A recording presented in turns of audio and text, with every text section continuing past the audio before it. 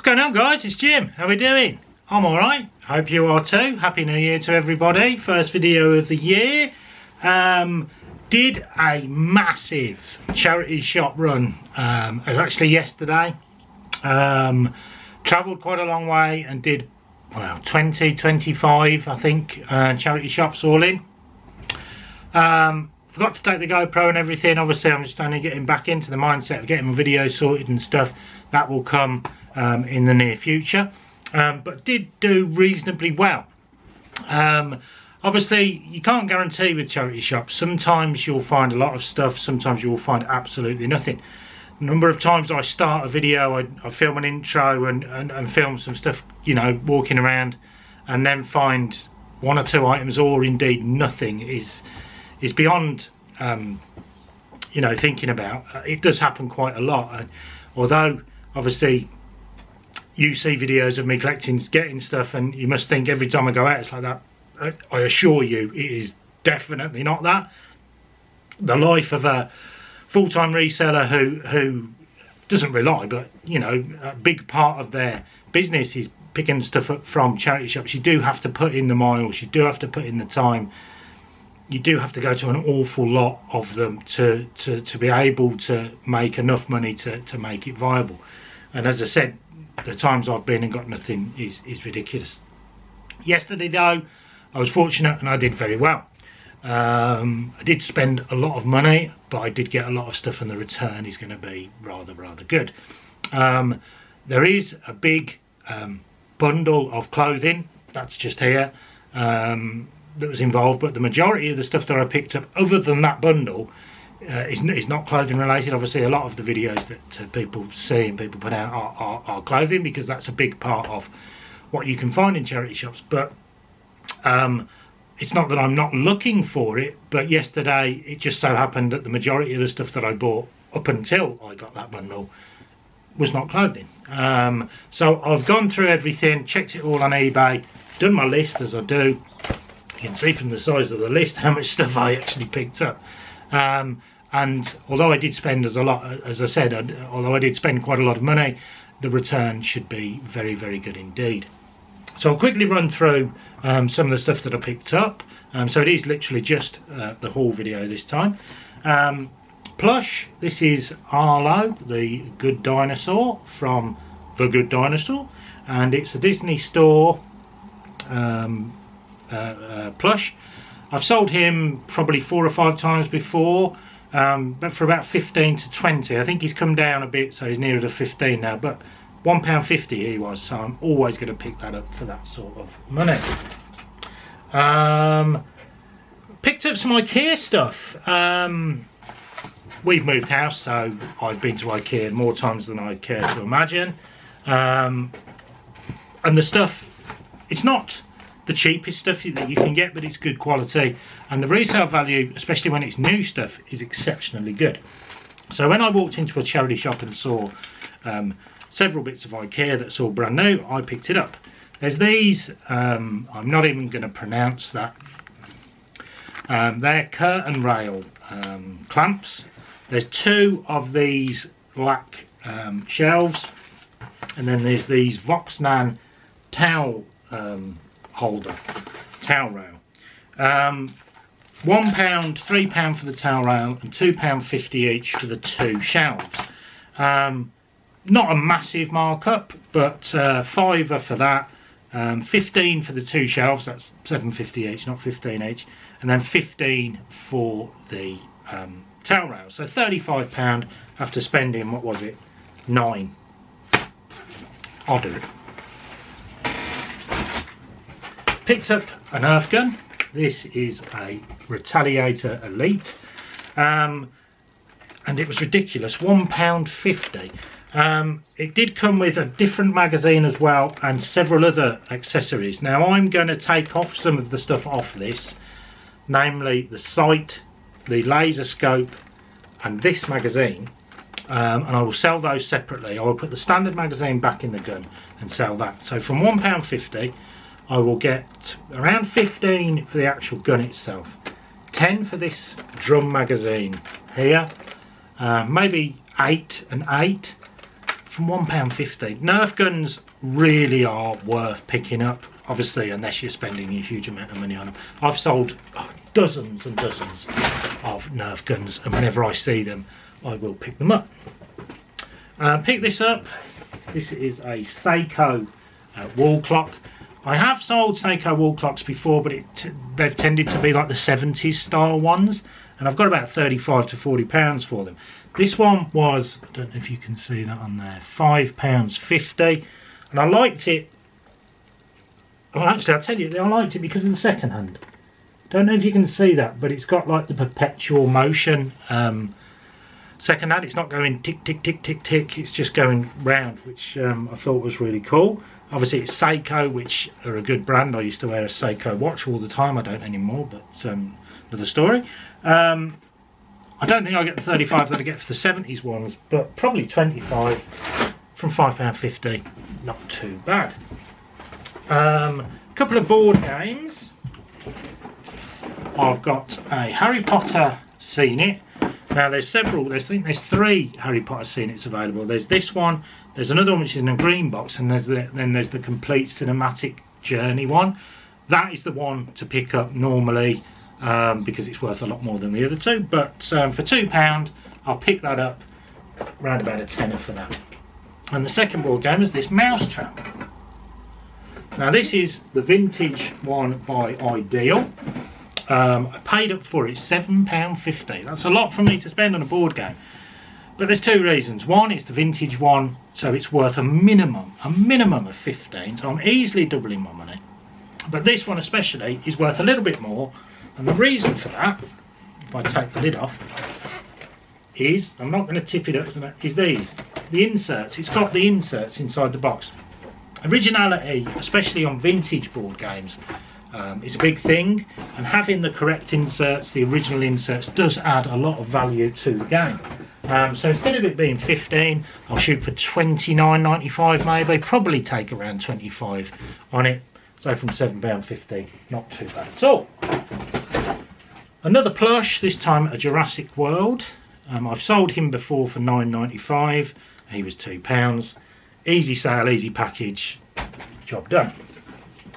Fail of the day was this. This is a Rank Electra 8mm editor machine for the old cine films. I've sold projectors before and done reasonably well, so when I saw that for a £5, I thought I'll have a go. I couldn't research it. I had no signal on the phone. If I had researched it, I wouldn't have bought it. They sell between £5 and £10, so I spent a £5, so if I break even, I'm lucky, expecting a small loss. Not ideal. What else did we find? I think Charlie's been in here, but some things have moved. Another bag full. What have we got in this one? Thomas the Tank Engine. Complete story library. This was £4, and it's basically 50 of the little reading books of this. There's 50 in there, I've counted them, so that is a bonus. On eBay you see smaller bundles of like 5 or 6 books going for £6-7. This should sell for somewhere in the region of 35, so from £4 it's worth it, but it does weigh a lot, so postage on that, what's that? That's going to be 5 to 10 kilos, which is what, from Hermes, £7 is it? So £7 off that in postage alone. But there is still profit, so I'm still going to buy it. Couple of other toys. I've got this Paw Patroller. Now this isn't the normal Paw Patroller. I need to research this because I've sold Paw Patrollers from Paw Patrol before, but they're like a white colour or a grey colour. So I don't know if this is a special one. I need to do a bit of research. No figures with it, but it was only £2.50. Should get 15 for that, unless it is a special one, then maybe I can up that price a little bit. And another plane. This one is from, it's either Cars or Planes. I need to do a bit more research.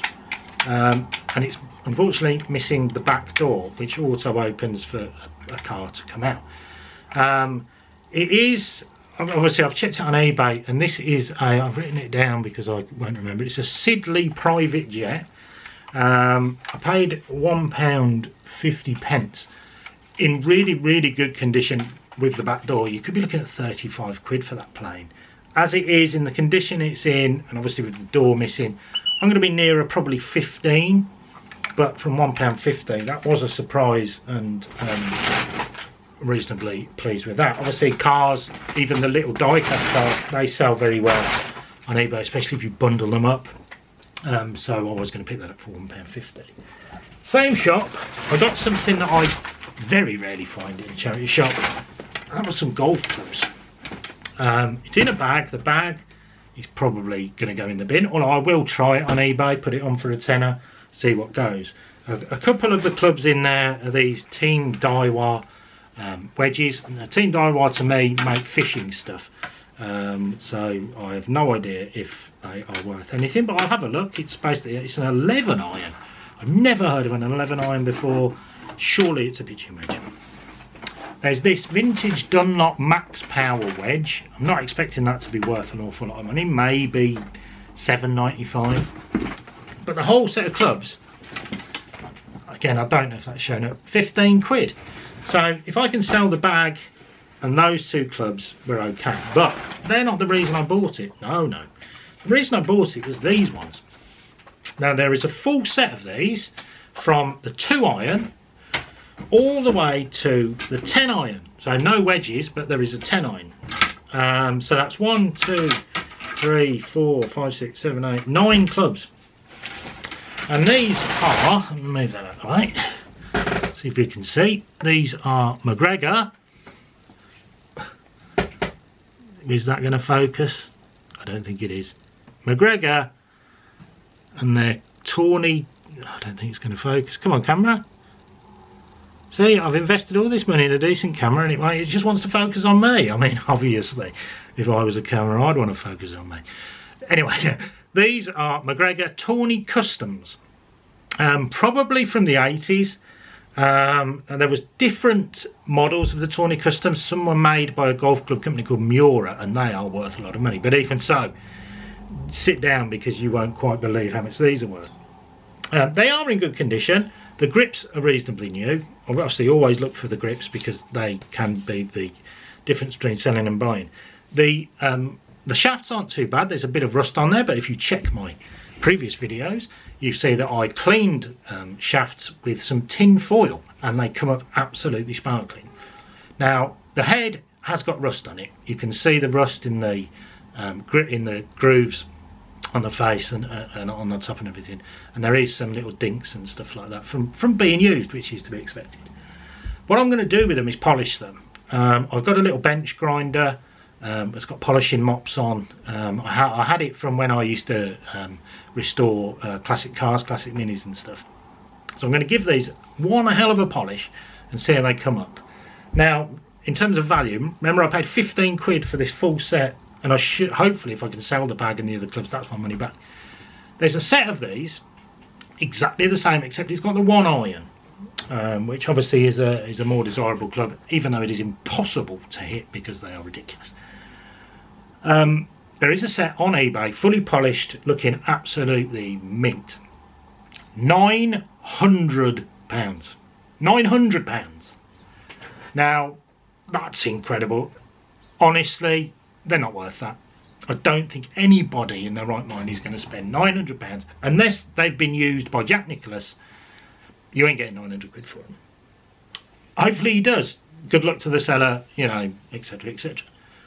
But I think somewhere in the region, if I polish them up and they look reasonably good, I think somewhere in the region of £200 to £300 is perfectly achievable. And that's from 15 quid. In the condition they're in at the moment, I could probably flip them straight away for 50. But I'm not going to do that. I'll, even though my garage is not set up yet, and it's going to be converted shortly, videos will occur for that.